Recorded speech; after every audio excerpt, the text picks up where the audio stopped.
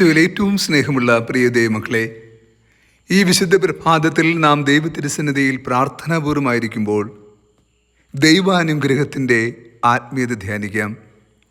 ദൈവമക്കളായ നമ്മൾ നിരവധി അനുഗ്രഹങ്ങളാൽ ധന്യരാണ്. ദൈവം നമുക്ക് നൽകുന്ന നന്മകളെ, ബലങ്ങളെ, ശക്തികളെ എത്ര ചിന്തിച്ചാലും എത്ര നന്ദി പറഞ്ഞാലും തീരില്ല. ഇന്നത്തെ സുവിശേഷത്തിൽ മത്തായി സുവിശേഷം 25-ാം അധ്യായം 14 മുതൽ 30 വരെയുള്ള വാക്യങ്ങളിൽ യേശു താലന്തുകളുടെ ഉപമ പറയുമ്പോൾ, ഒരുവന് 5 താലന്തുകൾ നൽകി. അവൻ പോയി അതിന് കച്ചവടം നടത്തി 5 കൂടി സമ്പാദിച്ചു എന്നും അഭിമാനത്തോടു കൂടി യജമാനെ തിരികെ ഏൽപ്പിച്ചതായും കാണുന്നു. യജമാൻ പറയുന്നു, നീ ചെറിയ കാര്യങ്ങൾ വിശ്വസ്തനായിരുന്നതിനാൽ വലിയ കാര്യങ്ങൾ ഞാൻ നിന്നെ ഭരമേൽപ്പിക്കും. 2 താലന്ത് ലഭിച്ചവൻ പോയി അത് കച്ചവടം ചെയ്ത് 2 കൂടി സമ്പാദിച്ചു. അവൻ അഭിമാനപൂർവ്വം യജമാനൻ്റെ മുമ്പിൽ വരികയും തൻ്റെ സമ്പത്ത് സമർപ്പിക്കുകയും ചെയ്യുന്നു. യജമാനൻ അവനെ അഭിനന്ദിക്കുക മാത്രമല്ല, വിശ്വസ്തത കാണിച്ചതിനാൽ അവനും നന്മയുടെ വാഗ്ദാനങ്ങൾ നൽകുകയും ഭാവിയിൽ അവൻ്റെ ജീവിതത്തിൽ ഉണ്ടാകാൻ പോകുന്ന നന്മകളെക്കുറിച്ച് പ്രത്യാശ പ്രകടിപ്പിക്കുകയും ചെയ്യുന്നുണ്ട്.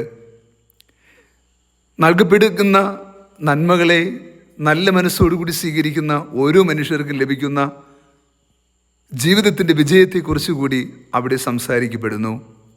1 താലന്ത് ലഭിച്ചവൻ ആകട്ടെ, അവൻ നിലം കുഴിച്ച് അവിടെ സൂക്ഷിച്ചു വെക്കുകയും യജമാനെ അതേ നാണയം തിരികെ ഏൽപ്പിക്കുകയും ചെയ്തു. യജമാനൻ വളരെ വേദനയോടും കോപത്തോടുമാണ് ഈ ദാസനോട് സംസാരിക്കുന്നത്. കാരണമുണ്ട്. ദൈവം നൽകിയ നന്മകളെ നിസ്സാരവൽക്കരിച്ചുകൊണ്ട് അത് മണ്ണിൽ കുഴിച്ചു മൂടി അതിന് കാവലിരുന്നിട്ട് തിരികെ യജമാനൻ വന്നപ്പോൾ അത് തന്നെ തിരികെ ഏൽപ്പിച്ചപ്പോൾ യജമാനന് അസഹനീയമായ വേദനയായിരുന്നു. ദുഷ്ടഭൃത്യ എന്നാണ് അവനെ വിളിച്ചത്. കാരണം അവൻ ആ ലഭിച്ച ധനം കൊണ്ട് ഒന്നും സമ്പാദിക്കാതെ മടിയനായി, അല്പം പോലും ത്യാഗം എടുക്കാതെ അവൻ തൻ്റെ ജീവിതത്തെ നിസ്സാരവൽക്കരിച്ചു കളഞ്ഞു. അത് അവന് ദോഷമായി ഭവിച്ചു. അവൻ പുറത്താക്കപ്പെട്ടു. യജമാനൻ്റെ സന്തോഷത്തിൽ പങ്കുകാരനാകാൻ കഴിയാതെ പോയി. യജമാനന് വിശ്വസ്തനെന്ന പദവി അവന് നൽകപ്പെടുന്നില്ല. എന്തുകൊണ്ടും അവൻ തിരസ്കൃതനായിപ്പോയി. ക്രിസ്തു ഈ ഉപമ പറയുമ്പോൾ അത് നമ്മെ വല്ലാതെ ബാധിക്കുന്നുണ്ട്. കാരണമുണ്ട്. നാം പലപ്പോഴും ദൈവത്തിൽ നിന്ന് ഒത്തിരി നന്മകൾ സ്വീകരിച്ചവരാണ്. പക്ഷെ നമ്മുടെ സങ്കടങ്ങളെല്ലാം നമുക്കില്ലാത്തവയെക്കുറിച്ചാണ്. അങ്ങനെയുള്ള സങ്കടങ്ങൾ ഒരിക്കലും ഉത്തരം കിട്ടാതെ പോവുകയും നമ്മൾ അസ്വസ്ഥരായി തന്നെ തുടരുകയും ചെയ്യും.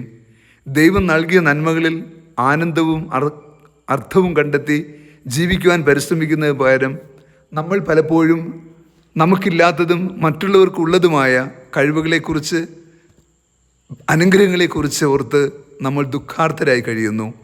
പലപ്പോഴും നാം ജീവിക്കുന്നത് നമ്മുടെ ജീവിതമല്ല, മറ്റാരുടെയോ ജീവിതം നാം നയിക്കാൻ പരിശ്രമിക്കുമ്പോൾ നമ്മുടെ ജീവിതം അർത്ഥശൂന്യമായി പോവുകയും നിലത്ത് കുഴിച്ചിട്ട് നാണയം പോലെ ഫലശൂന്യമായി പോവുകയും ചെയ്യുന്നു. സത്യത്തിൽ സ്വർഗം നമുക്ക് നൽകിയിരിക്കുന്ന ഓരോ വിലപിടിപ്പുള്ള താലന്തും അനുദിനം അത് വർദ്ധിപ്പിക്കേണ്ടതാണ്. കാരണം അത് വിലയുള്ളതാണ്. സ്വർഗം നമുക്ക് ദാനമായി നൽകിയിരിക്കുന്ന നിരവധി കഴിവുകൾ, നന്മകൾ എന്നും നന്ദിയോടുകൂടി ഓർക്കുകയും ആ നൽകപ്പെട്ടിരിക്കുന്ന കഴിവുകൾക്കനുസൃതമായ ഫലം നൽകുകയും ചെയ്താൽ മതി. ദൈവം നമ്മളിൽ നിന്ന് അമിതമായി പ്രതീക്ഷിക്കുന്നില്ല. എന്താണോ നൽകപ്പെട്ടത് അതിനുള്ളത് മാത്രം തിരികെ ഏൽപ്പിച്ചാൽ മതി. കൂടുതൽ നൽകിയവനിൽ നിന്ന് കൂടുതൽ പ്രതീക്ഷിക്കുന്നു, കുറച്ച് നൽകിയവനിൽ നിന്ന് കുറച്ച് പ്രതീക്ഷിക്കുന്നുണ്ട്. ദൈവം നമുക്കൊന്നും നൽകാതിരുന്നിട്ടില്ല. നൽകപ്പെട്ടത് എത്ര താലന്താണോ അതിൻ്റെ പ്രതിഫലമാണ് ദൈവം നമ്മളിൽ നിന്ന് ആവശ്യപ്പെടുക. പ്രിയ ദൈവമക്കളെ, സ്വർഗം നമുക്ക് നൽകിയ നന്മകളെ, കൃപകളെ, ശക്തികളെ നമുക്ക് തിരിച്ചറിയാം. അതനുസൃതമായി നാം ഫലം നൽകുന്നുണ്ടോ എന്ന് നമുക്ക് ആത്മപരിശോധന ചെയ്യാം. കാരണം യജമാനൻ എപ്പോഴാണ് തിരികെ വന്ന് നമ്മോട് കണക്ക് ബോധിപ്പിക്കുവാൻ ആവശ്യപ്പെടുന്നതെന്ന് നമുക്കറിയില്ല. അതുകൊണ്ട് തന്നെ കുറച്ചുകൂടി ശ്രദ്ധയോടെ നമ്മുടെ കഴിവും ശക്തിയും ദൈവിക നന്മയ്ക്കായി, മനുഷ്യ സ്നേഹത്തിന് വേണ്ടി ഉപയോഗപ്പെടുത്തുവാൻ പരിശ്രമിക്കാം. കർത്താവ് നിങ്ങളോട് കൂടെ. സർവശക്തനായ ദൈവം, പിതാവും പുത്രനും പരിശുദ്ധാത്മാവും നമ്മെ സമൃദ്ധമായി അനുഗ്രഹിച്ച് ആശീർവദിക്കുമാറാകട്ടെ. ആമേൻ.